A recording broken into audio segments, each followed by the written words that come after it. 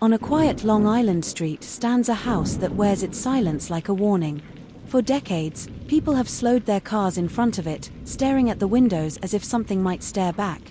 The story they come searching for began with blood, and ended with a myth the world was too eager to believe. Inside this house, 6 members of the DeFeo family were found lying in their beds, each one taken by a single gunshot, no broken locks. No shattered glass. No screams in the night. Just stillness, so unnatural that many insisted something other than a man must have been responsible. But when investigators faced the only survivor, Ronald Butch DeFeo Jr., truth slipped through his lips like smoke hit men. Strangers. Shadows. Voices.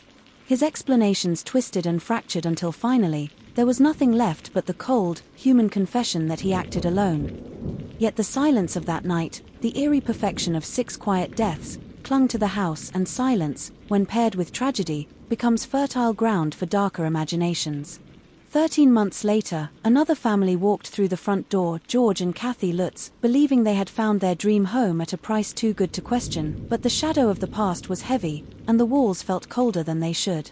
They didn't last a month. 28 days of creeping dread, sudden chills, sour smells drifting from nowhere, footsteps where no one stood, a nightly awakening at 3:15 a.m., the hour the gunshots were fired. They said a priest heard a voice whisper, "Get out." They said shadows moved with purpose. They said something inside the house wanted them gone. When the Lutz family ran from Ocean Avenue, they left behind furniture, clothes, even food on the table. The world took their fear as proof, and in that moment, the house stopped being a crime scene and became a legend. But legends, especially the frightening ones, are rarely built from truth. A lawyer later revealed the secret beneath the haunting: hours of conversation, bottles of wine, and a mutual understanding that horror sells. The priest's involvement crumbled under scrutiny. The cold spots were the product of an aging structure. The slamming doors, the shadows, the sounds, every one of them had an earthly explanation, but the truth never stood a chance against a story that people wanted to believe. The haunting grew until it devoured the very people whose lives mattered most, the DeFeo family. Their memories were pushed aside to make room for demons that never lived there. Today, the house still stands, quiet and unremarkable, its windows reflecting nothing but the sky.